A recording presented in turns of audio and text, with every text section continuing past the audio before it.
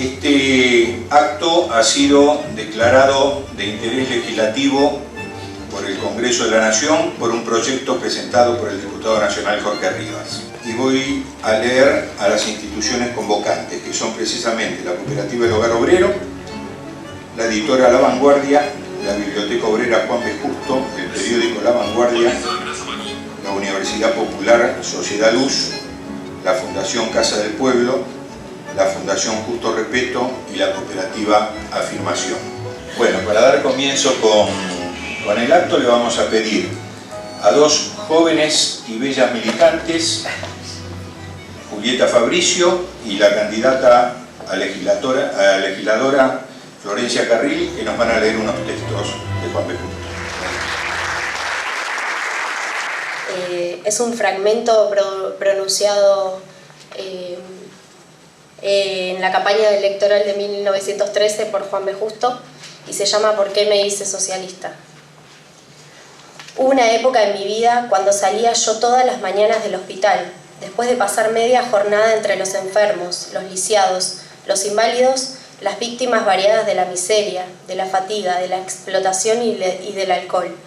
Y cuando se hubo apagado algo en mí, el orgullo del artífice que opera en carne de hombre, del obrero cuya materia prima son los tejidos humanos, cierto día, al retirarme fatigado, empecé a preguntarme si aquella lucha contra la enfermedad y la muerte que absorbía todas mis fuerzas era la mejor, lo más inteligentemente humano que podía yo hacer.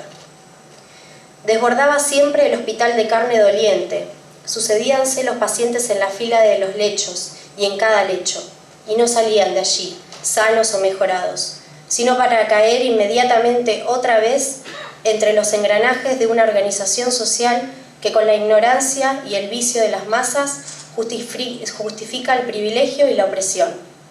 ¿Cuántas veces no aparté la vista dolorido de algún mendigo abyecto, a quien, conservándole la vida cuando llegó a mis manos como víctima del trabajo, había yo conducido a semejante situación?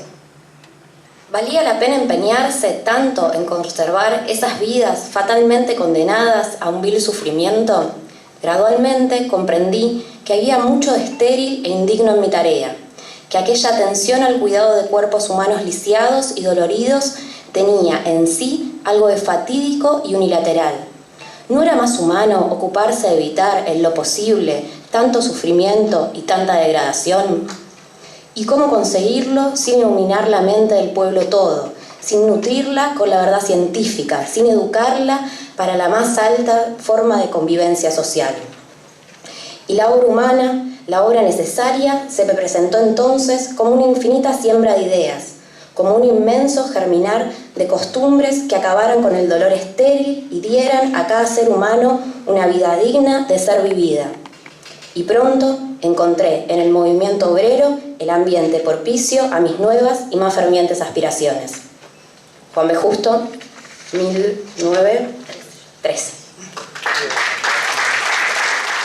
Vamos a agradecer la presencia del presidente de la Universidad Sociedad Luz, el doctor Alberto Berreta,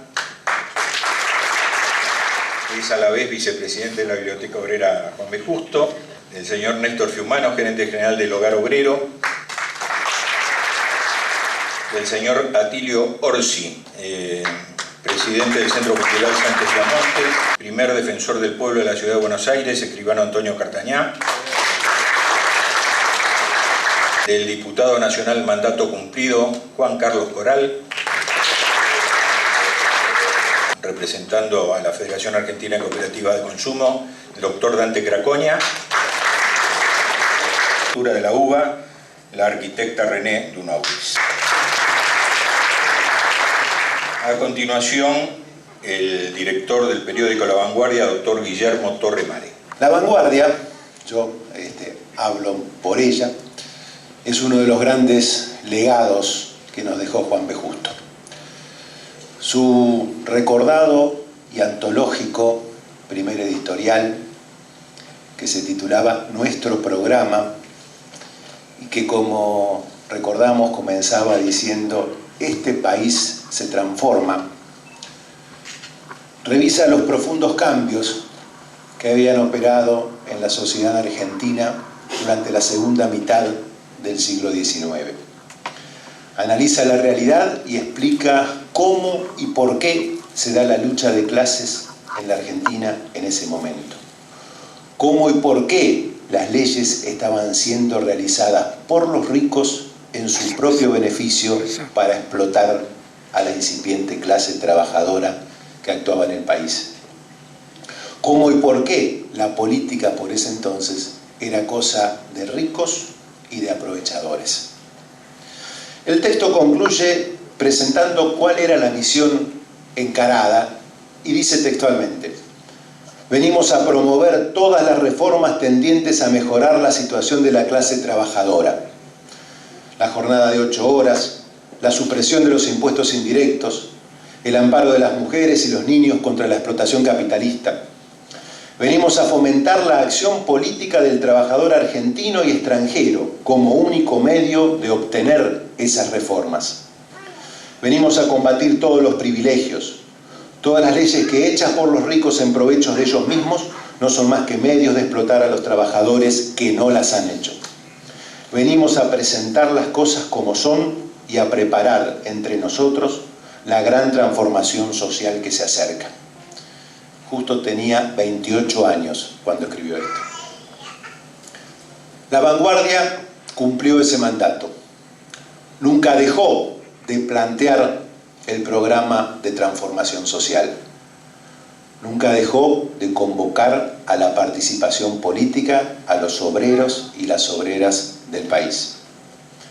Nunca dejó de combatir los privilegios ni de oponerse a las leyes que hacían los poderosos en su único y exclusivo beneficio. El siglo XX fue próspero en las transformaciones a las que aludía Justo. A los magníficos avances técnicos y científicos se agregó el desarrollo de muchas de las reformas que tendieron a elevar el nivel de vida de los trabajadores argentinos. El pueblo se incorporó activamente a la vida política y los ricos no siempre pudieron hacer las leyes como solo a ellos les convenía. Hasta 1945 el socialismo fue en este país el gran impulsor de esos cambios. De alguna manera podría decirse que el socialismo preparó entre nosotros esa gran transformación que se acercaba, invocada por Justo.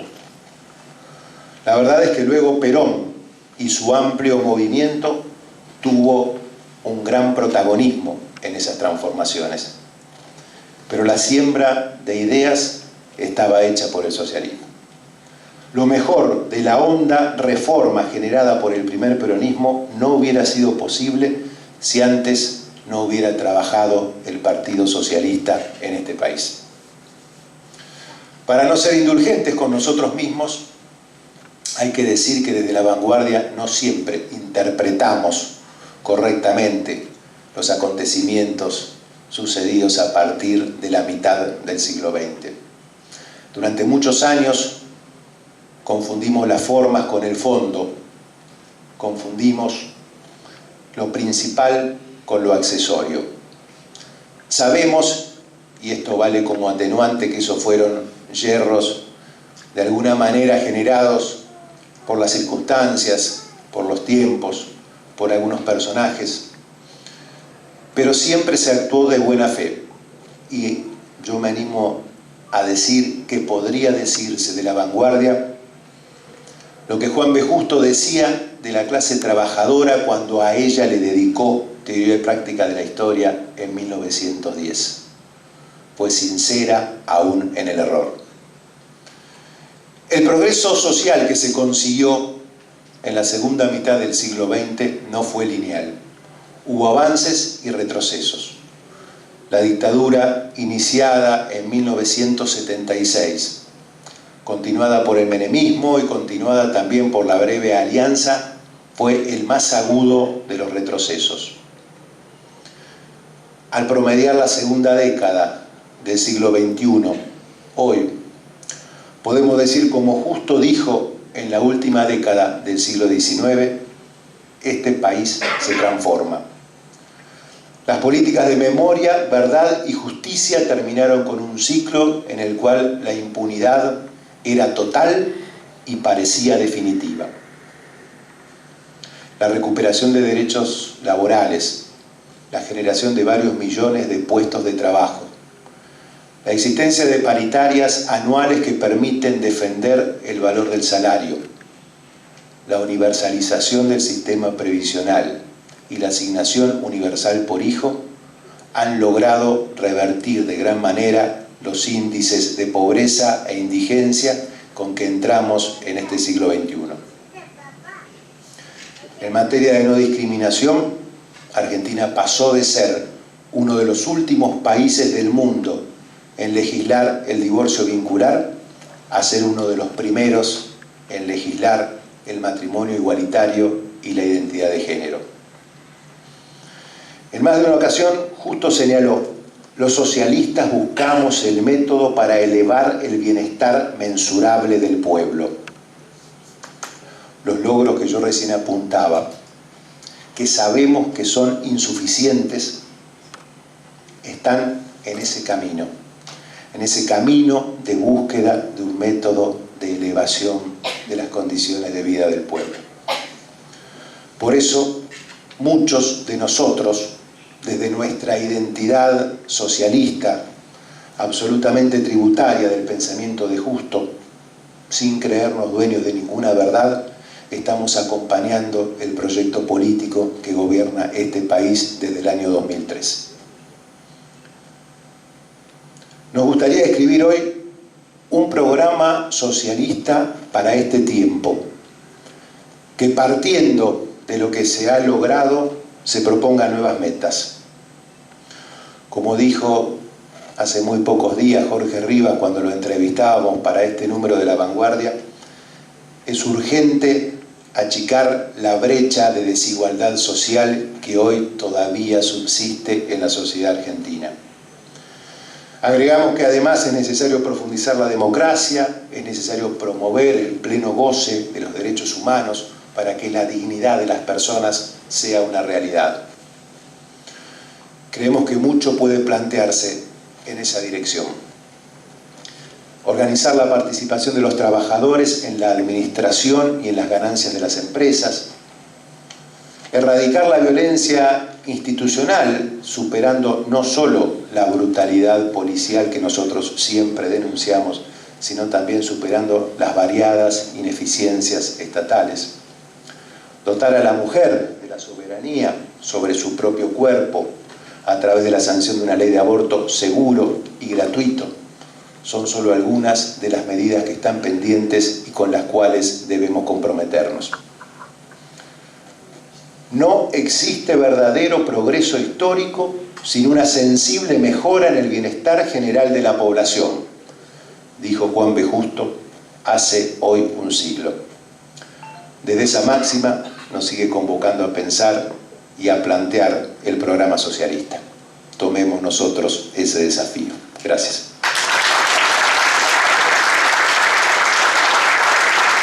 Nos ha hecho llegar sus excusas por razones de salud el director de esta biblioteca, el licenciado Horacio González, que no nos va a poder acompañar porque se está sometiendo a un tratamiento como es de público conocimiento. A continuación nos va a dar su mensaje un referente de la economía social, alguien que a través de la cibernética transformó la cooperativa, las instituciones. Nos habla el licenciado Eduardo Lazar. Voy a hablar de lo que aprendí de Justo a través de quienes llegaron a convivir con él.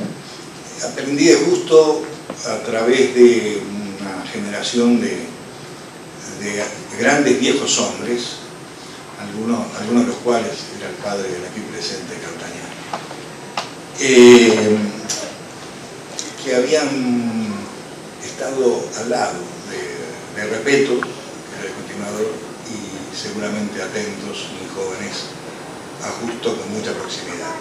Y fueron ejecutores de una parte de su obra, de un una manera tal que nunca volví a ver en mi vida. Hoy ya soy un hombre grande, de vuelta de todo, pero a los 20 o 25 años me asombré de conocer ese grupo de hombres probos que manejaban la empresa más grande del país. Porque era entonces, detrás de IPF, que era pública, funcionaba como privada, pero era pública, era la empresa privada más grande del país. Lo que voy a contar ahora son anécdotas oídas y reflexiones acumuladas a partir de la vida de estos hombres y de sus conductas. Por lo tanto, voy a titular mi conferencia de hoy ¿quién es ese justo además de una avenida?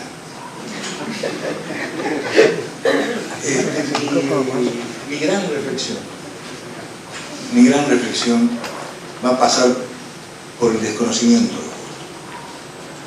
Vamos a arrancar recordando algunas de las cosas que sí fue. Justo, digo por estas cosas que son famosas en el mundo, Justo fue el primer traductor del Capital al español. El Capital, más allá de que también tenga más de 100 años de obra y haya que podría reverse en muchos aspectos, es una obra a la que se ha referido más de la mitad de la humanidad y seguramente más de la mitad del mundo hispanoparlante. De su primera traducción no se sabe nada. Les cuento que en Mercado Libre se consigue 200 pesos. Y algunas personalidades conocidas, Salvador Allende, el Che Guevara, Pepe Mujica, leyeron esa traducción del Capital, no otra. Las otras son posteriores al 50. Juan B. Justo tuvo en su oportunidad de desarrollo, con una frase que fue la que leyeron las chicas y me la tuve que tachar porque era muy relevante, un quiebre sustantivo que a lo mejor hay que ubicar en el tiempo o en la edad para advertir lo que se trataba. Juan B. Justo es nombrado jefe de cirugía a los 23 años, porque ya ha venido de hacer su perfeccionamiento en Europa, trayendo una revolución en la cirugía, que era que los cirujanos debían frotarse las manos 15 minutos antes de abrir el cuerpo de la víctima o del paciente. Y este hombre, que era un médico brillante y que había recibido semejante título a los 23 años, por esa reflexión que ellas mencionan y que aquí yo había también, ellas han leído y yo había anotado, resuelve que su labor es demasiado pequeña. A ver, no hay labor pequeña en la vida de los hombres, y especialmente en la vida del hombre salvado. Pero lo que Justo resuelve es tomar la decisión de transformar, de contribuir, como señaló Torremadre, a precipitar una transformación de la sociedad. Pero esta decisión de Justo lo convierte en el primer sudamericano, el primer hispanoparlante, quizás, no me atrevo a asegurarlo, porque no tengo el dato exacto de España, que adhiere plenamente a los postulados de la Internacional y que en el caso de América desarrolla el primer partido, pero no el primer partido socialista como acto sustantivo inicial, sino como epifenómeno. Es decir, él construye una maquinaria que haga posible el Partido Socialista. Como dato casi anecdótico, cuando Radovisky, el anarquista, mata a Falcón, no sabía hablar español, hablaba ruso. Por lo tanto, su defensa pública la toman en cuenta los que entendían más cercano al ruso, que eran los alemanes, y lo publica el Grupo Socialista Alemán, en alemán, y lo exalta al personaje el facho di laboratorio, que eran los socialistas italianos. Eran todos migrantes que traían su ideología de sus países y eran una confederación distinta, porque además cada socialismo, como nos pasa hoy, que hay 4 socialistas y 8 ideas, en ese entonces había una docena de colectividades que traían el desarrollo de sus países y que ni se trataban entre sí. Los franceses, los alemanes con la socialdemocracia, que después sería muy poderosa, los rusos que estaban con el fenómeno pre-revolución, y justo además repite el pensamiento de Albert, el pensamiento de Sarmiento, para el que estaba sentada la ley 1420, había que hablar un idioma común.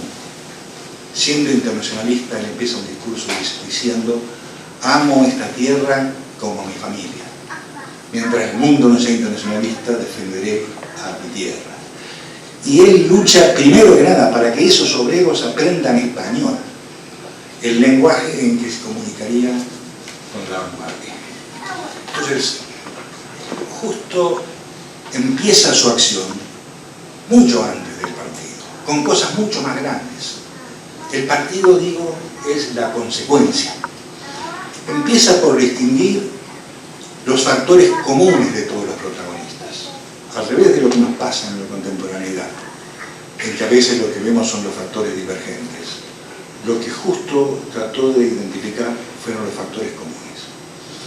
Y en esos factores comunes marca tres grandes vectores de acción.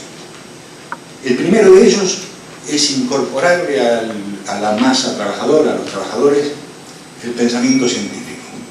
No por nada cuando él define al socialismo lo hace como que la lucha en defensa y para la relación del pueblo trabajador que, guiado por la ciencia, tiende a realizar una libre e inteligente sociedad humana. Esta frase es riquísima. La completa con basada en la propiedad colectiva de los medios de producción.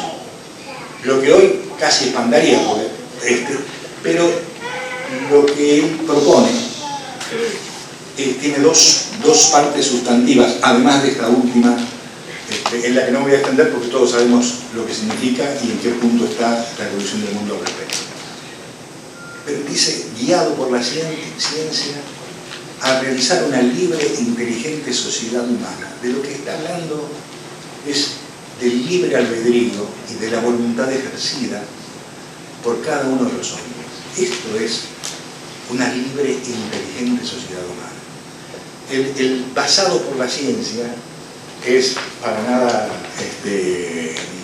difícil de interpretar en justo, que justamente lo que hace es incorporar al pensamiento político y social el método científico. Los albores de esto para todo el mundo.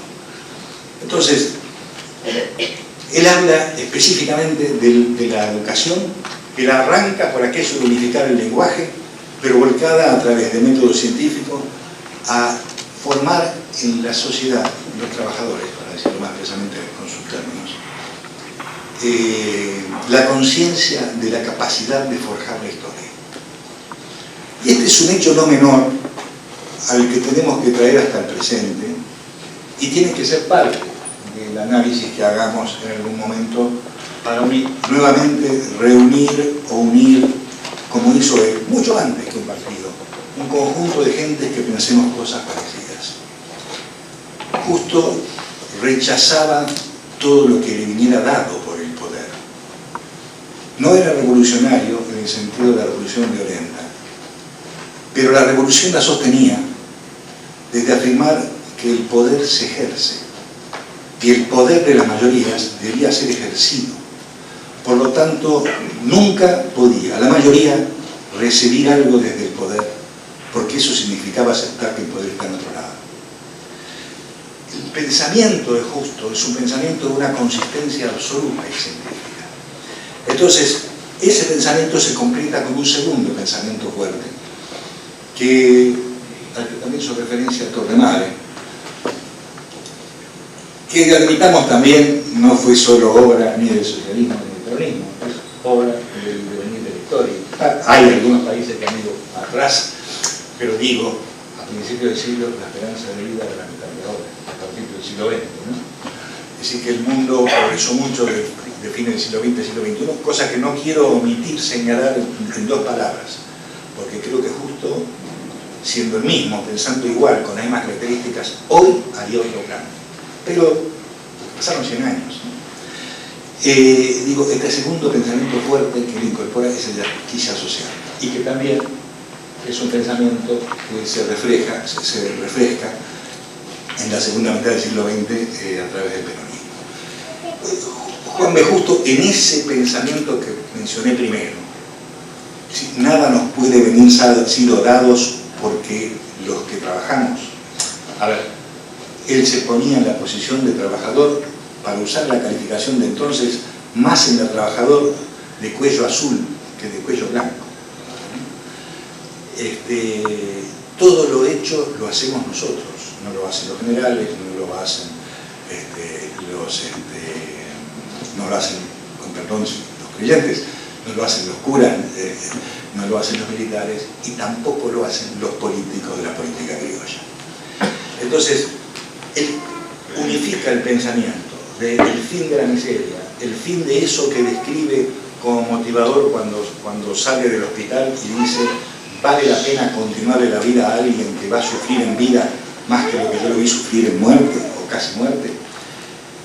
Cuando hace ese razonamiento, él hace un paso más y dice: esto no es una obra de la naturaleza, es una consecuencia de la historia humana, es una consecuencia de los actos humanos, y los humanos, la mayoría, por nuestra voluntad, lo vamos a revertir. Y él elige un camino que lleva a la primera división en la Primera Guerra, que era el camino entre minimalistas y maximalistas. Él nunca estuvo en ninguna de las dos posturas. Tuvo la habilidad de moverse a ambas puntas, por eso es que pudo unificar a todo el pensamiento y armar un único partido que dio origen a una fuerza poderosa que hasta 1940 fue protagonista en las zonas más instruidas del país. Pero digo, en algún momento hay un punto de divergencia en la entreguerra que tiene que ver con la visión de si se estaba más o menos con lo que después serían los aliados de la segunda, y tiene que ver con la propia revolución rusa y el enfrentamiento entre bolcheviques y mencheviques, en el que no me quiero meter porque además no sé lo suficiente, pero sí sé que esto provoca la decisión primera del partido que subsiste hasta ahora.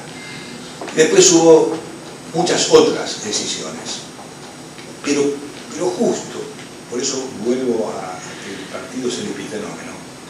Antes de esto había creado las condiciones para que todo eso, aún en la divergencia, pudiera seguir prosperando. Porque digo, justo transfiere primero la necesidad de la identidad del lenguaje y la identidad nacional a los trabajadores que eran migrantes con pensamientos independientes. Transfiere después un modelo, una concepción modélica ideal, que es el de incorporar la justicia social a los conceptos básicos de libertad y justicia como tercera pata. Y promueve algo sorprendente. Cuando uno lo ve ahora, lo ve también con una sorpresa desde el peronismo, pero que en realidad quien lo promueve es antes y es justo, que es la unidad en la lucha sindical. La unidad en la lucha. Por eso conté lo de Radowisky, porque ahí estaban juntos anarquistas, socialistas, de extracciones minimalistas, maximalistas. En lo que divergían era en el método. El método de acción política, que es el epifenómeno del partido, justo sostiene que mientras la democracia tolere la participación parlamentaria de los socialistas, y los socialistas puedan ejercer la libre expresión de sus ideas y eventualmente con mayorías producir las transformaciones, ese debe ser el camino. Hay otros que eligieron el camino de la revolución para precipitar la transformación. Y esto no era acompañado por él. Pero digo entonces, dejamos dicho, unidad del lenguaje, amor por la tierra, incorporación del concepto de economía social, elevación cultural a través de las bibliotecas y las universidades populares. Y por último, lo último y único que los socialistas, auténticamente socialistas, quizás cometí un error con ese calificativo, no auténticamente socialistas no, porque puede haber auténticos socialistas cualquiera sea su riqueza, pero digo, una de las pocas cosas que es muy difícil adquirir siendo muy leal al socialismo, y es la capacidad de gestar negocios. Porque la capacidad de gestar negocios en la sociedad capitalista está impulsada por el afán de lucro. La gente aprende a hacer buenos negocios para tener más dinero, para ganar más. Entonces, Juan B. Justo impulsa profundamente la herramienta de la cooperativa, de las cooperativas, porque es el modo en que los hijos de trabajadores que quieran seguir siendo hijos de trabajadores y no ambicionen ser patronos, puedan aprender los secretos de la economía y de la gestión de empresa. Que, como todas las cosas, se aprenden, y que para administrar el crecimiento y la riqueza del capital, vamos a hacer una reflexión en torno al capital, se hace imprescindible conocer. Menciono el capital, además de por la obra máxima de Marx, porque en realidad el propósito de las cooperativas no era otro que acumular capital en mano colectiva. Si la necesidad de acumular capital es una necesidad de toda la sociedad, el progreso del que hemos hablado, el progreso que hizo que se pase de 37, 38 años de edad promedio de 1900 a 74 en el 2000, el promedio de expectativa de vida, tiene que ver, entre otras cosas, con la acumulación de conocimientos y acumulación de herramientas. Esas dos cosas, conocimiento y herramientas, son capital. El conocimiento no se veía en la época de Marx como una manifestación de capital. Hoy día es la manifestación más fuerte.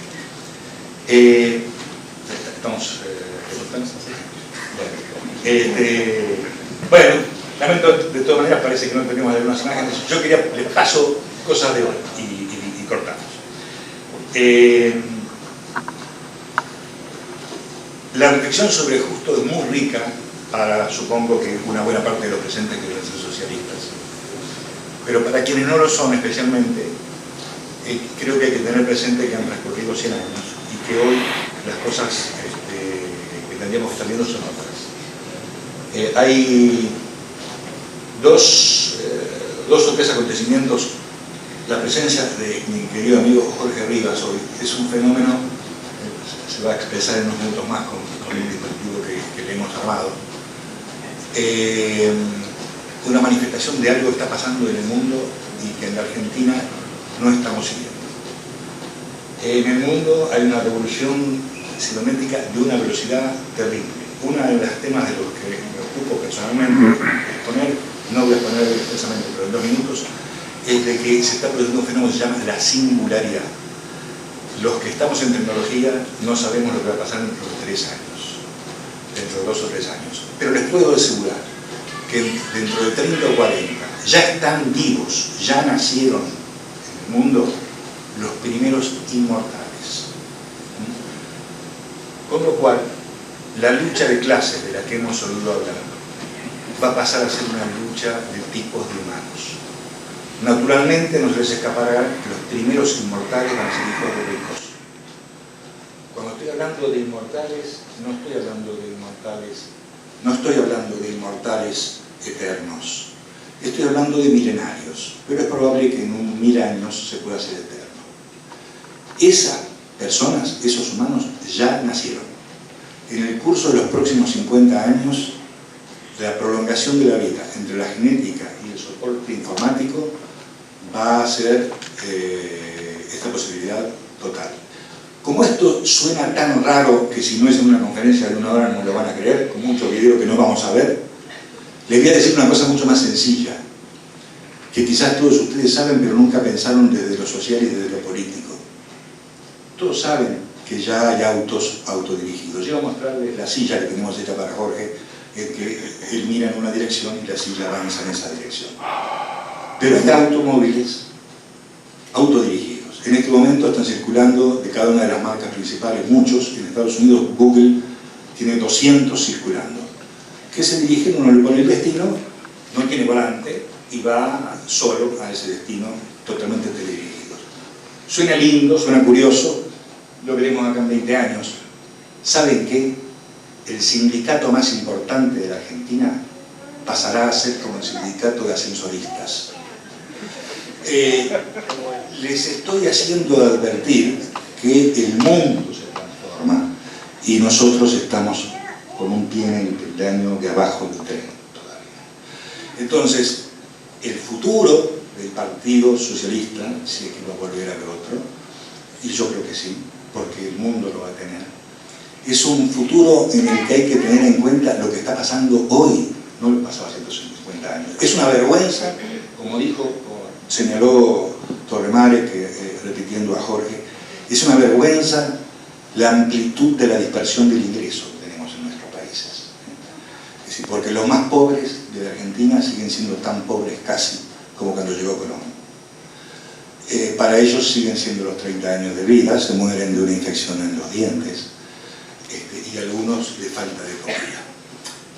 Pero eso hay que resolverlo porque es obvio y porque sí, porque no puede ser de otra manera. Pero entre tanto, la intelectualidad argentina tendrá que estar pensando en para quién va a trabajar un nuevo partido socialista, cómo va a trabajar y atendiendo a qué realidad. La que mencioné es solo un rápido ejemplo. Les digo la última y corto. ¿Vieron que en el Mundial de Fútbol iba a haber un exoesqueleto y que después nadie vio? El exoesqueleto, igual que este dispositivo, estuvo pensado para personas con discapacidad motriz. Pero la guerra sigue. La guerra sigue y seguirá mientras no haya algunos cambios muy profundos. Todos ustedes, algunos de los más grandes no lo llegamos a vivir, pero los más jóvenes lo vieron. Vieron Terminator y todas estas películas, Transformers. Los exoesqueletos son eso. Son soldados de infantería que con un solo hombre se pueden mover a miles. Soldados de infantería que pueden medir 5 metros y que pueden levantar 2 toneladas. Soldados de infantería que pueden invadir cualquier territorio. Eso es un exoesqueleto. Porque una vez que uno se hizo lo hizo para un humano normal, para Jorge, lo puede hacer en cualquier dimensión y potencia. Y esa es la razón por la que lo sacaron del video. Porque de repente dijeron, vamos a avivar giles. La mitad de la industria, o más de la mitad de la industria de los exoesqueletos ya está volcada al armamento de infantería. Bueno, con esto quiero decir que están pasando cosas muy graves y que no las estamos mirando. Yo solamente quiero decirles entonces que para tratar de decir quién es Juan B. Justo, terminando empecé diciendo quién es Juan B. Justo. Juan B. Justo se definió a sí mismo con 2 frases que a mí me impactaron y modelaron mi vida. Las conocí a los 25 años. Una fue, si me dijeran que corre por mis venas sangre de un héroe de Cervantes, diría que seguro es la de Sancho Panza. No por esto hay que descartar al Quijote. El Quijote es el que hace famoso, el que difunde la idea. Hoy en día, en este mundo multimediático marketinero, el Quijote es la figura. Pero Sancho Panza, quizás Pepe Mujica, Sancho Panza, es el que hace las cosas. Y a veces pasan desapercibidos. Por eso Juan B. Justo es una avenida. Y la otra cosa que Juan B. Justo dijo, muy fuerte, esa igualdad de capacidades y condiciones, quien menos impone su persona, más impone sus ideas. Estoy convencido que es así. Pero por eso no lo conocemos. Entonces nos toca a los que lo admiramos hacer saber que detrás de esa vida hubo un personaje de talla mundial. Gracias.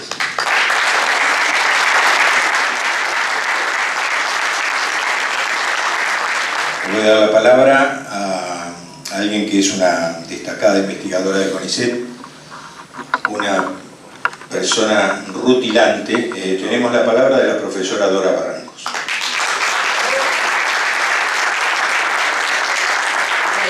Qué rutilancia, ¿no? Como estamos en un momento crepuscular del día. Bueno, muchísimas gracias.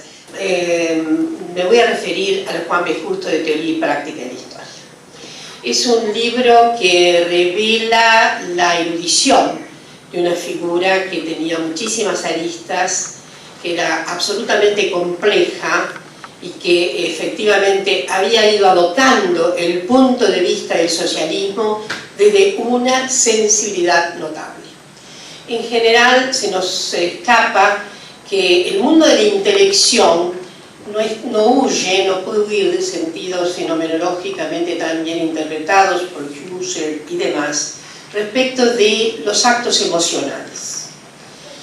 Juan B. Justo, evidentemente, al calor del ejercicio de su profesión de médico, observó con sensibilidades muy típicas de ese fin de siglo, sobre todo el fin del siglo XIX, observó con un sentido de enorme perspicacia que debía haber una clave, más allá de las emociones que suscitaba la pobreza, el desvalimiento, la enfermedad en criaturas pobres y más desvalidas aún por la enfermedad. Tuvo intuiciones profundas que lo llevaron a interrogar el significado de la sociedad y que por eso lo acorralaron en un sentido fundamental, cultural, notable.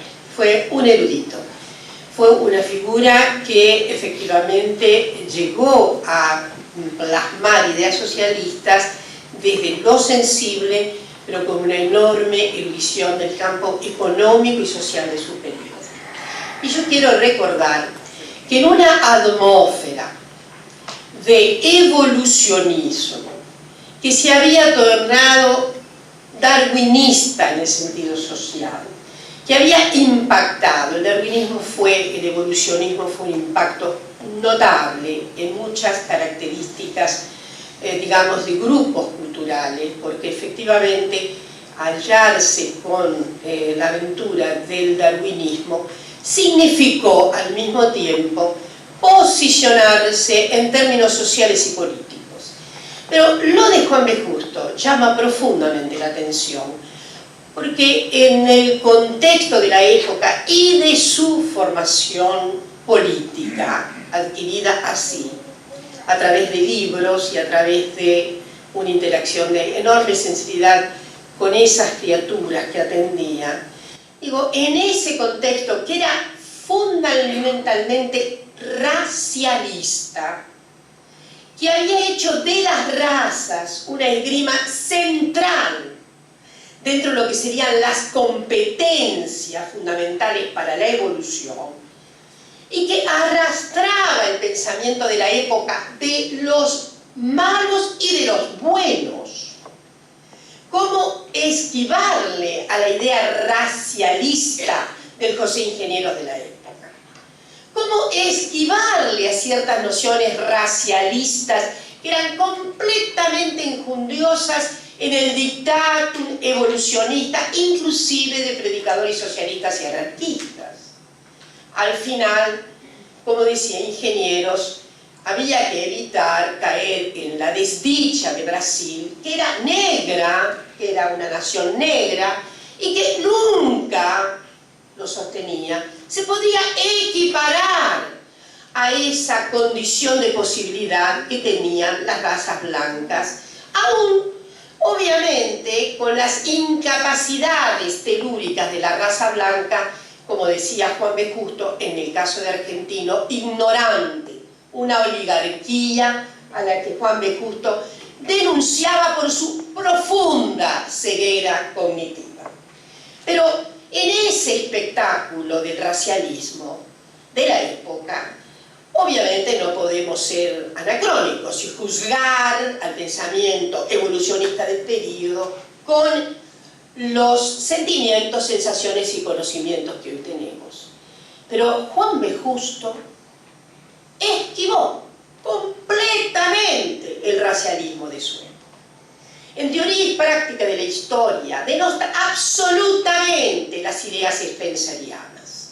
Discute con Spencer y discute con el biologismo de la época, lo cual le da, para mi gusto, una nota extraordinaria de avance en el propio periodo en que, digamos, contextual, en el momento en que eran tan autorizadas el racialismo. Voy a decir que ustedes saben que el racialismo es un producto típico de la modernidad decimonónica y que es el propio ejercicio de la ciencia, bueno, de una ciencia bio en perspectiva evolucionista, terminaba con una adecuación de los sentidos estructurales, jerárquicos de las razas. Entonces, era como un signo de la época pensar que una evolución necesaria llevaría también una cierta purificación de los sectores disminuidos racialmente. Para colmo tenemos el escenario galtuniano, la eugenesia, que fue una plaga de época y nadie pudo sortear el sortilegio de la eugenesia. Nuestros queridos socialistas de época fueron un poco menos, más eugenistas fueron mis amigos anarquistas, debemos decirlo. En fin, lo que quiero decirles es, Jiménez, por ejemplo, que conversa tanto con la eugenesia, no fue tan radicalmente eugénico como si el anarquismo, que por otra parte abogaba fuertemente por el neomalthusianismo, y allí está muy bien explicada una gran diferencia con las fuerzas socialdemócratas, en este caso el socialismo. Me gustaría entonces reivindicar fuertemente la salida del sortilegio biologista de Juan B. Justo.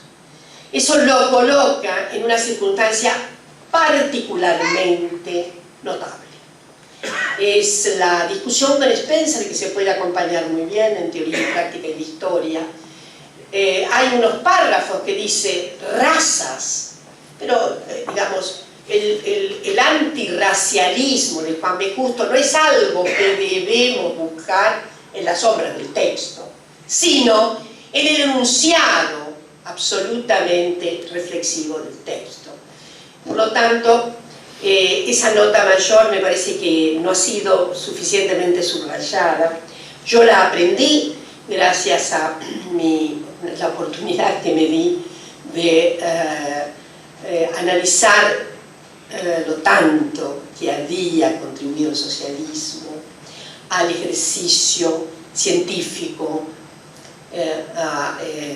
dispuesto para los sectores populares. Una saga única, una saga absolutamente singular en nuestro país. En fin, en Teoría y Práctica de la Historia hay muchos otros condimentos. La noción de materialidad que tiene Juan B. Justo no es una materialidad muy fija en el dictamen económico.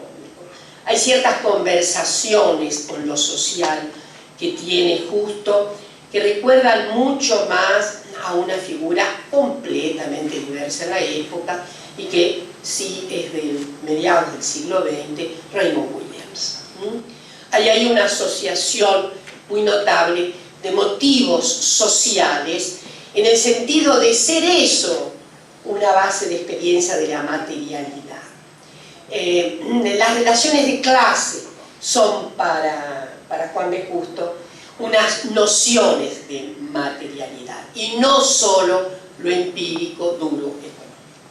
Entonces me parece que hay que volver a leer Teoría y Práctica porque sigue siendo una germinación de reflexiones que disparan en un sentido francamente disruptor del canon de su época.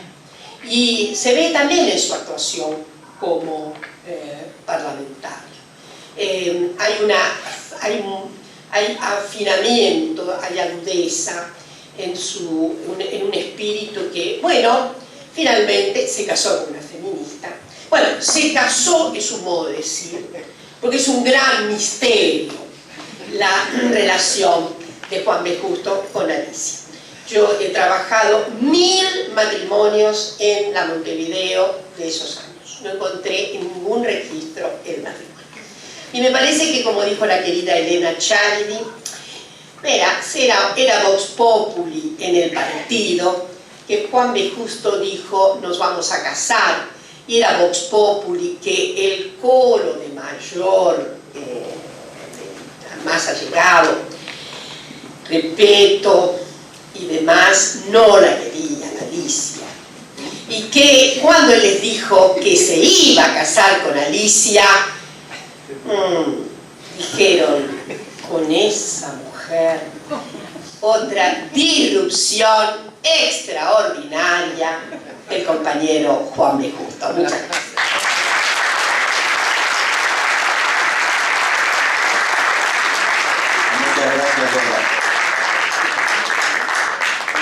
Es el momento de darle la palabra, diputado nacional mandato cumplido, y en esta oportunidad cumpliendo el cargo de secretario de Relaciones Parlamentarias, el doctor Oscar González. Muchas gracias.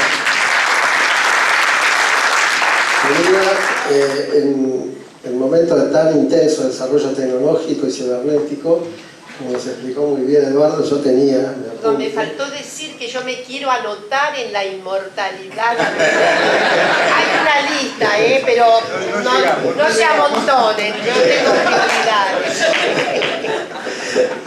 Yo me anoto también. Quería decirles que en esa etapa de tanto desarrollo cibernético yo tengo mi anotador, el programa de presupuesto participativo de mi secretaría. Creo que hay algunos funcionarios también que me acompañan. Bueno, quisiera empezar citando a Sarmiento, como no podía ser de otra manera, que decía que la biografía es la materia prima de la historia. ¿Qué viene después de Sarmiento? Porque si no...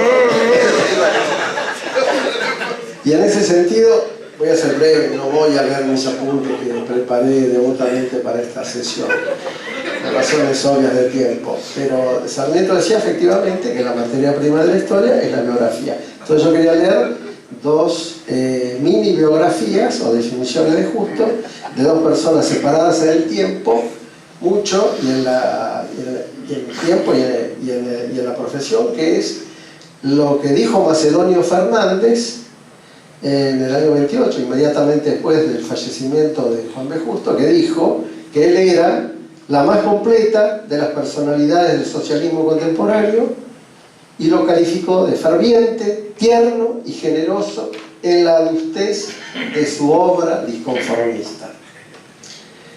Aricó, Pancho José Aricó, que hizo una obra central para analizar contemporáneamente el pensamiento Justo, José Aricó dijo, muchos años después, en los años 80, en su libro La hipótesis de Justo, que rescatamos de su pensamiento y de acción la lucidez y la integridad moral con que defendió un proyecto de democratización radical de la sociedad argentina. Y yo creo que en esta, digamos, diversa definición de Justo están implícitos, digamos, los aspectos centrales que hoy venimos a reivindicar aquí. Pero en nombre de la editorial La Vanguardia, lo primero que tengo que decir es que puedo hablar en nombre de la editorial La Vanguardia porque la editorial La Vanguardia volvió a existir.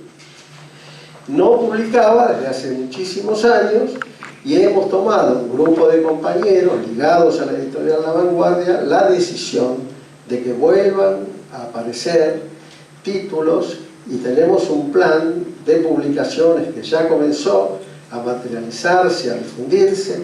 Hemos hecho una presentación que nos honró Dora con su presencia en la Feria del Libro Último y que ya tenemos 6 títulos contemporáneos circulando, algunos de los cuales tenemos a sus autores aquí. El caso de Juan Carlos Coral, que escribió un libro muy interesante, Alfredo Palacios, El socialismo criollo, y no sé si está el doctor Héctor Bravo aquí. Me parece que nosotros estamos acá cumpliendo con una deuda que tenemos con nuestra tradición política y cultural.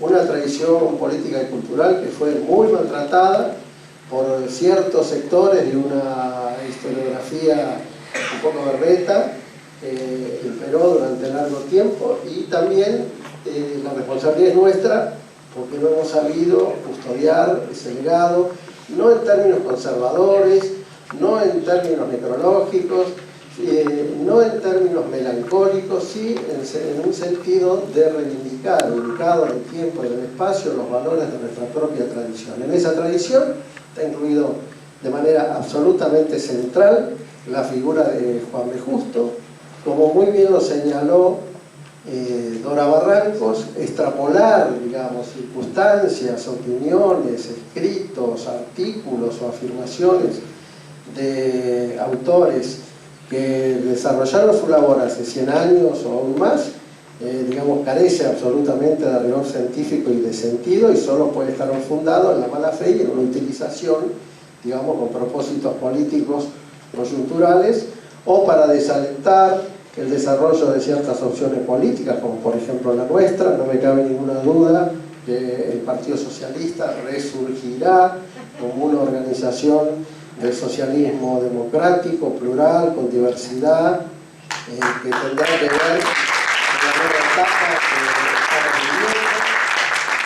viviendo. Y en ese sentido creo que lo nuestro y mi participación hoy tiene que ver con reivindicar a la figura que mejor expresó, digamos, a este socialismo, que más allá de circunstancias que, como decía, tienen que ver con su época, yo me traje algunos papelitos con frases de Juan B. Justo que son muy interesantes en relación, por ejemplo, a nuestra propia definición. Dijo Juan B. Justo: el socialismo, para ser genuino, debe ser vulgar. Esto yo sé que le pone los pelos de punta a mucha gente, pero efectivamente lo que yo entiendo que dijo el maestro Justo en ese momento es que tenía que estar expresado el programa del partido en términos tales que fuera asequible al conjunto de la clase trabajadora, que es efectivamente la materia, el objeto. Clase trabajadora en el sentido hoy contemporáneo, que no es la clase proletaria constituida por aquellos inmigrantes de la época. En ese sentido, obviamente, lo quiero aclarar. Y dijo algunas cosas muy interesantes por las cuales fue difamado por algunos supuestos teóricos que hoy han constituido incluso un llamado Instituto del Revisionismo Histórico, que yo lo vinculo más bien al reduccionismo histórico, y que desgraciadamente han convencido a nuestras autoridades nacionales de que eso tenía algún sentido. Por suerte está en plena declinación y yo creo que se va a disolver rápidamente, porque fue constituido con bombos y platillos y hoy se está diluyendo en los pliegues de esa absurda iniciativa reduccionista de la historia. Pero, claro, Justo fue muy criticado, porque descreía de la filosofía, obviamente. Decía: no sé cómo hay gente que puede asumir, digamos, la empinada y tortuosa senda de la filosofía. Y reivindicaba la historia, pero no quería saber nada con la sociología. Claro que la sociología de entonces no era la sociología de hoy. Y reivindicaba sobre todo la ciencia. Y se metía, su creatividad era absoluta, se metía en las discusiones centrales de la doctrina del socialismo de la época y de la filosofía, y descreía del materialismo dialéctico, y decía: la ciencia no necesita ni del idealismo ni del materialismo porque se basa en la vida, sí.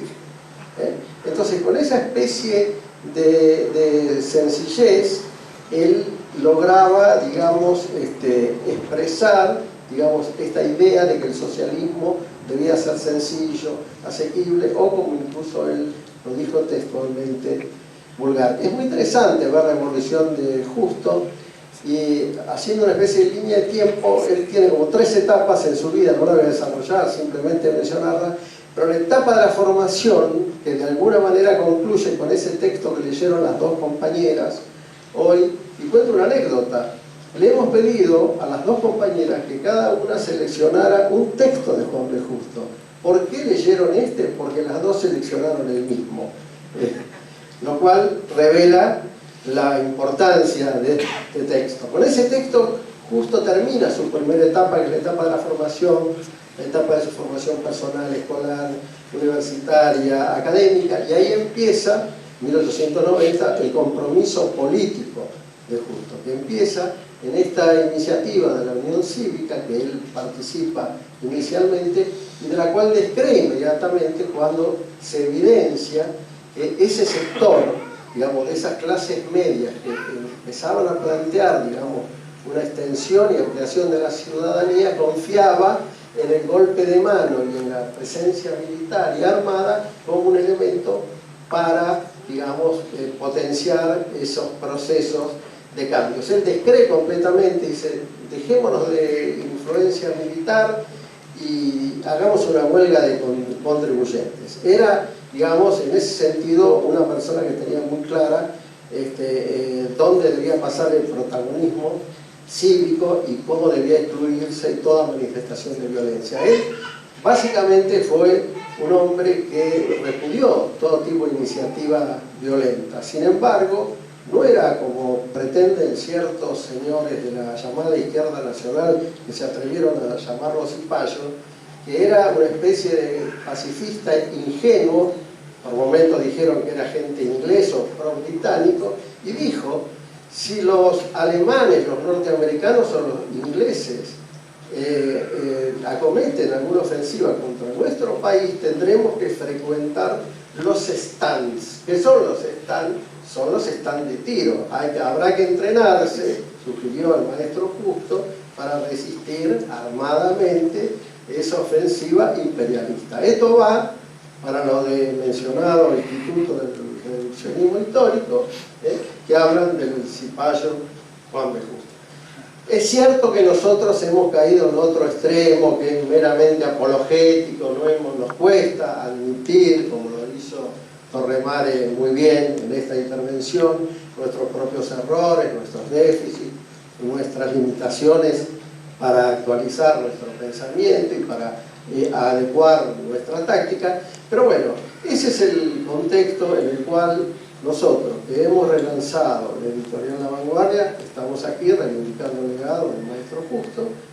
Lo hacemos desde un compromiso que no es simplemente, como dije, melancólico, ni conservador, ni metafísico, como diría Justo, sino activo, real, concreto.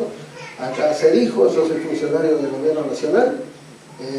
Admito que hay muchos compañeros socialistas que no son partidarios de la gestión, aunque a la vez sé perfectamente que la mayoría de nuestra gestión es compartida por obvios motivos de identidad con nuestra programática histórica, pero estamos todos acá muy cómodos compartiendo todas las instituciones que de alguna manera somos el legado de Justo, articuladamente en esta reivindicación de una figura a la cual tenemos que tomar hoy el compromiso de reivindicar. Un minuto nada más para decir lo siguiente: las obras completas de Juan B. Justo están editadas por Editorial La Vanguardia, que es nuestra editorial. 6 tomos, empezaron en 1928, la última edición fue el año 47. Yo les propongo, si estamos todos de acuerdo, sugerir o propiciar a la Biblioteca Nacional que haga una edición comentada, actualizada de toda la obra de Juan B. Justo.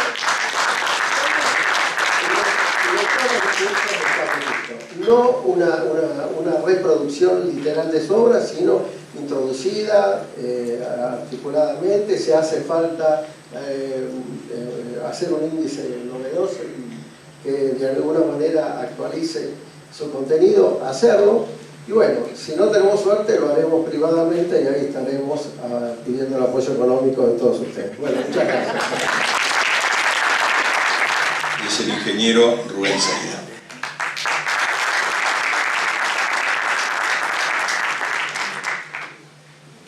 Buenas noches a todos. Me toca circunstancialmente ser presidente del Hogar Obrero durante este año. En la sala hay 2 expresidentes del Hogar Obrero, así que estamos con todo acá para rendir homenaje al doctor Juan B. Justo. No soy un especialista del doctor Juan B. Justo. Voy a decir algunas cosas previas antes de cederle la palabra al vicepresidente del Hogar Obrero, al compañero Eduardo Rodríguez, que estudioso de Juan B. Justo me elaboró un discurso en función de líneas de acción que yo le pedí, pero la pieza tiene tanto valor que éticamente yo no puedo leerla estando él presente, por lo tanto le he pedido que sea él quien la lea. Pero quiero recoger el guante de algo que los que me precedieron en el uso de la palabra mencionaron. En primer lugar, para mi amigo Jorge Rivas, que es asociado del Hogar Obrero también, cuando yo dije que me ubicaron en la extrema derecha, porque yo soy pro acumulación de capital en las cooperativas. Y con eso tengo bastantes disgustos y bastantes dificultades con muchos románticos sobre el cooperativismo. El cooperativismo, para que lo tengamos todos lo suficientemente claro, sobre todo para aquellos que no nos siguen, fue declarado por la Asamblea General de las Naciones Unidas, cuando se declaró el año 2012 como Año Internacional de las Cooperativas. Dijeron un lema que que si nosotros lo pudiéramos repetir para todos, entenderlo y repetírselo para todos, yo creo que tendríamos un notable avance después sobre el resto de la economía. El lema fue: las empresas cooperativas construyen un mundo mejor. La Alianza Cooperativa Internacional tardó un siglo en incorporar la palabra empresa a la definición de cooperativa. Y tardó un siglo, o sea, no es ni un día, ni un año, ni 2 lustros, no, tardó un siglo, por un intenso debate entre los fundadores de la Alianza Cooperativa Internacional, que fueron socialistas y anarquistas de la época, porque nunca quisieron reconocer, o por lo menos durante un siglo, quisieron reconocer que la cooperativa era una empresa. Porque como nacieron luchando contra la empresa capitalista de aquella época, no se quisieron ellos mismos a su vez reconocer como empresa. Pero hoy las empresas cooperativas en el mundo ocupan el 6º lugar desde el punto de vista de la población mundial. O sea, hay más de 1.000 millones de personas en el mundo que están vinculados directa o indirectamente a las cooperativas y creciendo. Y esto es como Le Malade Imaginaire, que escribía en prosa sin saberlo. El mundo clama por un mundo mejor, y lo que pasa es que cuando uno les pregunta qué es un mundo mejor, repiten algunos de los valores y principios del cooperativismo: trabajo digno, justa repartición de los ingresos, bienestar para la comunidad, expansión de servicios no lucrativos para la sociedad, transparencia, ética, fraternidad, mutualidad, etc. Todos los principios básicos del cooperativismo. Entonces, aprovecho esta circunstancia que me da Fernando de hablar en nombre del Hogar Obrero para decir por lo menos alguna palabra sobre qué es el cooperativismo hoy. Y para mi amigo Oscar González, que sabe que lo vengo sacudiendo desde hace como 4 años, y lo voy a lanzar públicamente, que propiciemos un debate para el año que viene sobre qué es el socialismo en la Argentina para la próxima década. Bien circunscripto: socialismo en la Argentina para la próxima década. No qué es lo que fue hace un siglo o hace un siglo y medio.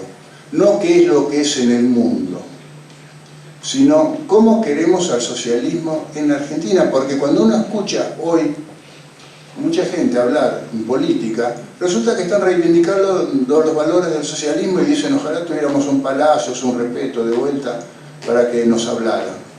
Nos está faltando un mensaje desde ese punto de vista. Entonces, lo que le propongo al compañero Oscar González, ya que él tiene facilidades de convocatoria y demás, que propicie la organización de un debate. Y ahora vuelvo a lo que fue el motivo original de mi presencia, la presencia del Hogar Obrero en esta convocatoria, y no solamente para decir que estamos, además de repartirles almanaques con la dirección y la página web y demás, y decirles que estamos construyendo viviendas y otras cosas.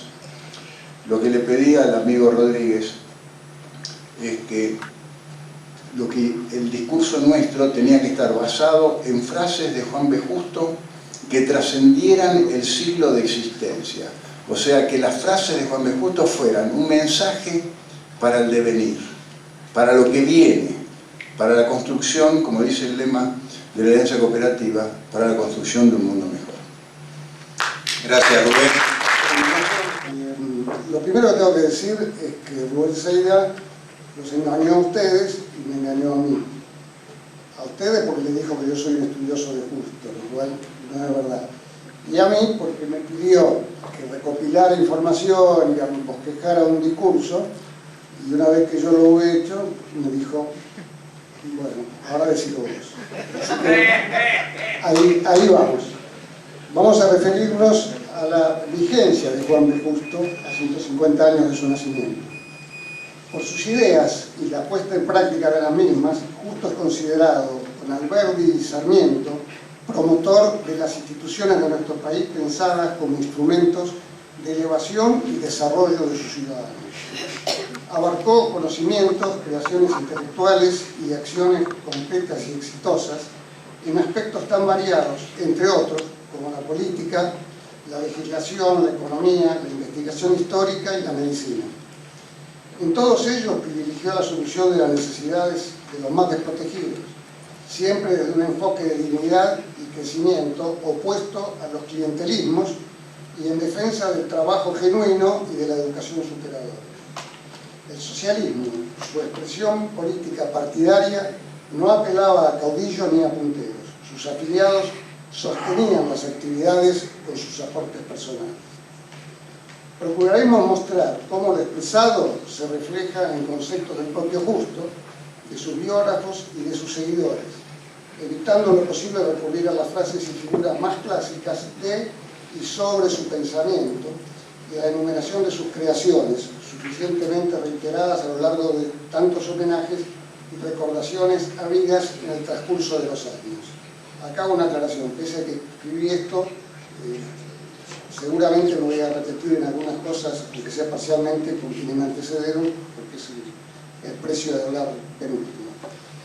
En materia gremial, de socialismo y de construcción de poder, decía Justo que no se concibe la acción gremial de los trabajadores como aspecto subordinado de una oficina de gobierno para cumplir funciones que les dictan, y que el fin del socialismo no consiste en conquistar los poderes públicos para imponer desde arriba un nuevo orden de cosas que responda a las concepciones previamente elaboradas.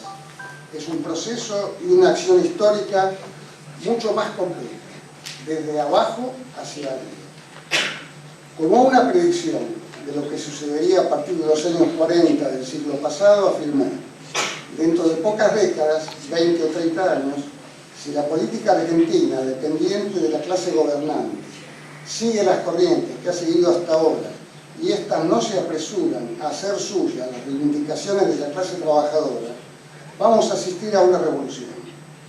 Y una clase de ciudadanos que formará la mayoría llegará a apoderarse del gobierno y de la nación y realizará en él lo que nosotros decimos hoy aquí.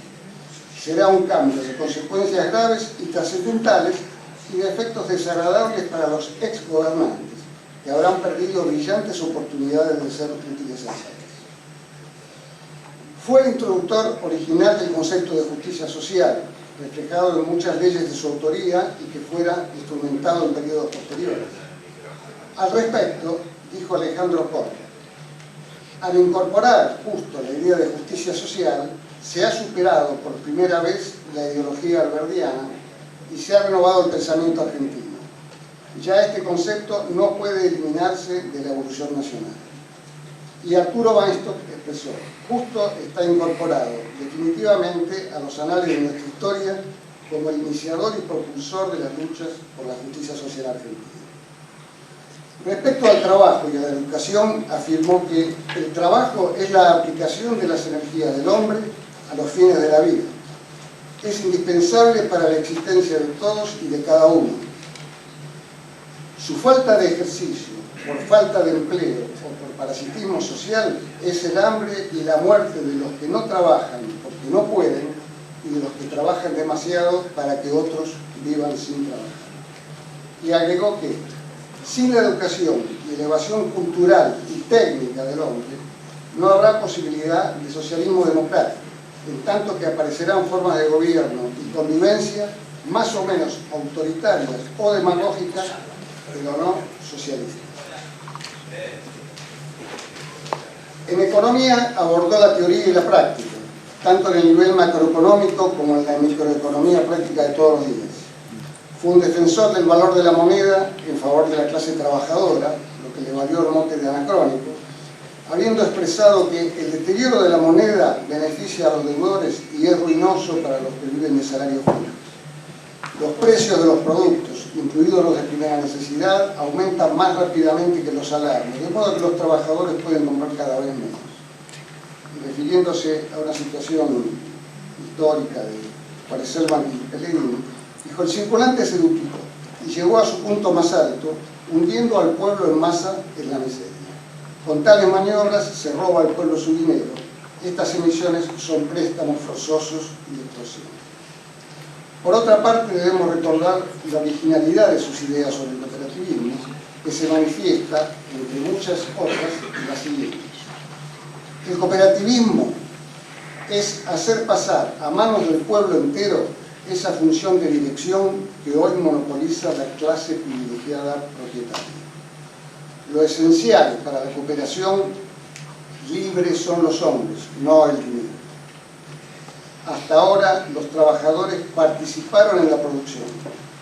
Es preciso que comiencen a organizarla, y es este un buen y auténtico objetivo de las sociedades cooperativas. No por ser un aspecto particular de su concepción estratégica, debemos dejar de lado la necesaria desmitificación de haber considerado la derecha nacionalista y algunas izquierdas que solo se propuso introducir modelos foráneos y ajenos a nuestra realidad, ya que no fue casualidad que se trabajara por la demostración y el olvido de su obra y de su pensamiento. Su sentido de lo nacional queda reflejado en expresiones de terceros, como su biógrafo Donald Weinstein, cuando dice: en 1895 el nombre del partido fue cambiado por el del Partido Socialista Argentino. Justo se proponía construir un partido socialista orgánico, internacional en sus ideales, pero nacional en sus características y reivindicaciones inmediatas, haciendo obligatoria la ciudadanía argentina para los miembros del Comité Ejecutivo. Si bien el Partido Socialista Argentino, fundado por Justo, se beneficiaba de la experiencia europea, el partido no era una mera réplica de lo del viejo continente. También en expresiones del propio Justo, y acá voy a repetir en parte lo que dijo Lassaty, afirmó: amo el país en que vivo y deseo que sean muchos los que tengan motivo de amarme. Amo la lengua de mis padres y quiero que sea hablada con ingenio por millares de hombres. Me llamo argentino y quiero que este sea el nombre de un pueblo respetado por sus propósitos sanos y sus acciones eficientes. Veo que todavía cada pueblo tiene una bandera y deseo que, mientras la humanidad no tenga una, la argentina o la sudamericana flamee en estas tierras. Creo que queda claro que Justo no era un extranjerizante. Finalmente, una referencia a Justo en la medicina. Su paso brillante por la profesión, reconocido a nivel internacional, ha quedado en testimonios reiterados que solo sorprenden a quienes no conocen en detalle ese aspecto, que perdió presencia ante la inmensa tarea del Coloso en la política y en la lucha social. Fue médico de profesión y político por opción, renunciando a la comodidad y los beneficios de su título. Es importante recordar que además de los importantísimos logros específicos en asepsia, cirugía y sanitarismo, entre otros, siempre asoció su profesión con su visión de la sociedad, y fue precisamente la medicina y el contacto con las miserias humanas derivadas de la insalubridad lo que lo llevó a sus convicciones en otros campos sociales. De esa conjunción surgieron sus calificativos de llaga nacional al referirse al conventillo en sus propuestas de vivienda digna para los trabajadores, y de manos limpias y uñas cortas en una doble referencia a la asepsia quirúrgica, pero también a la necesaria asepsia en el manejo de la cosa pública, eterna asignatura pendiente de nuestros dirigentes. Justo sigue vigente, porque lamentablemente siguen vigentes las falencias que motivaron su accionario. Muy pocas de las que él denunciara fueron atendidas. Para algunas solo hubo propuestas retóricas, y la desgracia de la cíclica vuelta atrás en la historia de los argentinos, sumada a los nuevos flagelos que afectan esencialmente a los más vulnerables social y económicamente, nos dicen que seguimos teniendo una deuda con Justo, que nos suministró ideas, que nos propuso acciones que solo fuimos capaces de ejecutar parcialmente. Cerramos con palabras de Weinstein. Justo jamás, con una frase demagógica, aduló los instintos de la muchedumbre. Fue un maestro de disciplina. Dio el ejemplo y despojó su palabra de toda intención retórica. Cuando buscamos apasionadamente el camino de la verdad, para ser honrados con nosotros mismos y con quienes nos rodean, no encontramos otra respuesta válida que el método de Justo. Muchas gracias. cerrar con él la lista de oradores, a un compañero militante que hoy es diputado nacional y es candidato a renovar su banca, el compañero Jorge Rivas.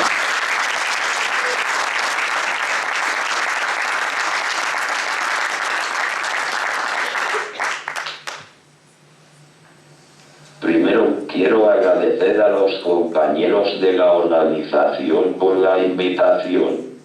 Cuando Juan Bautista Justo nació en Buenos Aires hace 150 años, el presidente de la República era Bartolomé Mitre. Aliado con el único estado esclavista de América del Sur, Mitre acababa de hundir al país en la injusta, larga y sangrienta guerra fratricida contra el Paraguay. Los labradores y artesanos del interior y los paisanos del litoral sostenían las últimas rebeliones contra el orden autoritario que establecían la burguesía de la ciudad puerto y su decisión de incorporar plenamente al país al mercado.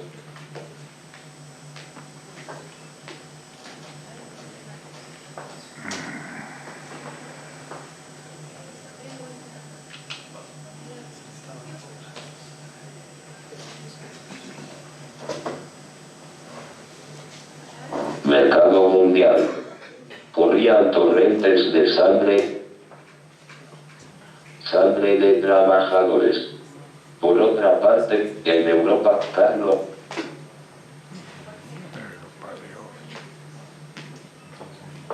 Primero, quiero agradecer a los compañeros de la organización por la invitación. Cuando Juan Bautista Justo nació en Buenos Aires hace 150 años, el presidente de la República era Bartolomé Mitre. Aliado con el único estado esclavista de América del Sur, Mitre acababa de hundir al país en la injusta, larga y sangrienta guerra fratricida contra el Paraguay. Los labradores y artesanos del interior y los paisanos del litoral sostenían las últimas rebeliones contra el orden autoritario que establecían la burguesía de la ciudad puerto y su decisión de incorporar plenamente al país al mercado mundial. Corrían torrentes de sangre de trabajadores. Por otra parte, en Europa, Carlos Marx y Federico Engels habían escrito, apenas 17 años antes, el Manifiesto Comunista. El joven Justo fue testigo del exterminio de los pueblos originarios en la llamada conquista del desierto y del furioso combate en las calles de Buenos Aires cuando se federalizó la ciudad en 1880.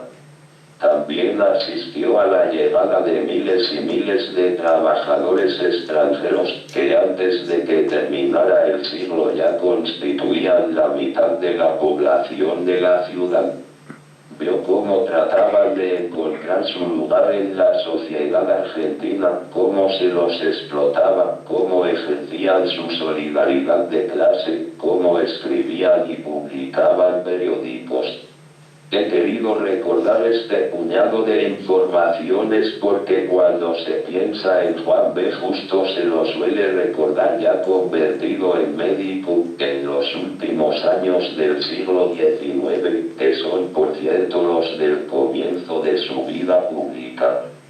Pero ese gesto hace olvidar que sus primeras experiencias vitales sucedieron en la vieja Argentina criolla, antes de que la inmigración masiva cambiara profundamente algunas de sus características sociales y políticas.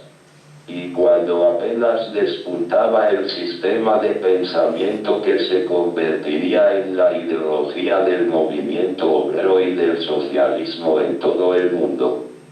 Tal vez todo eso ayude a entender por qué Justo buscó las raíces del socialismo en un estudio crítico del pasado argentino, esforzándose por comprender la historia de esas clases subalternas a cuyos integrantes había visto vivir pero también morir en las guerras del pasado reciente. a entender por qué alguna vez escribió, me hice socialista sin haber leído a Marx, arrastrado por mis sentimientos hacia la clase trabajadora, en la que veía una poderosa fuerza para mejorar el estado político del país. El consiguiente intento del fundador del Partido Socialista por ensamblar la crítica marxista del capitalismo con la propia historia de las masas locales es una de las lecciones de Justo que nos interpela en este momento histórico. Es que cada época pregunta diferentes cosas al pasado y también examina a sus protagonistas de diferente manera. En un momento de la historia del mundo en que a muchos les parecía que la victoria del socialismo era inminente en vastas regiones del mundo, el recuerdo de Juan B. Justo cedía lugar frente a ejemplos de mayor potencia revolucionaria. También en ese sentido lo reexaminamos ahora, alumbrados por otra luz, y entonces resplandece su vocación de impulsar incesantemente una y otra reforma progresiva, sin renunciar jamás a la democracia ni perder de vista el objetivo final de la igualdad social. El intelectual y militante socialista José Arico puso de relieve en un libro célebre esa adhesión de Justo a la democracia, concibiendo al socialismo como un resultado inevitable del avance de la cultura política y de la democratización de las instituciones. Justo fue un demócrata cabal. Cabal, sí, repetimos con Arico, porque Justo no fue un formalista de la democracia, como sí lo fueron algunos de los que pretendieron administrar su herencia política y que no hicieron más que divorciar al socialismo argentino de la clase trabajadora. Estas cosas escuchamos los socialistas de este siglo cuando interpelamos la memoria de Justo, mientras militamos en la construcción del socialismo hoy en la Argentina. Como escuchamos también estas palabras suyas en un debate parlamentario de 1913, cuando dijo: desde que tengo memoria he oído hablar de los partidos argentinos como de grupos que se decían de gente decente. Los socialistas hemos introducido en la política nacional esta novedad: no somos el partido de la gente decente, somos el partido de los trabajadores. Nuevamente, muchas gracias.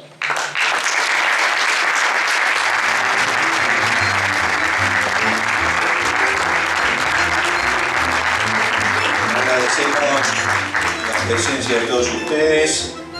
Le agradecemos a cada uno de los disertantes, a las autoridades de la Biblioteca Nacional por la cesión del espacio y fundamentalmente a la militancia socialista. Muchas gracias.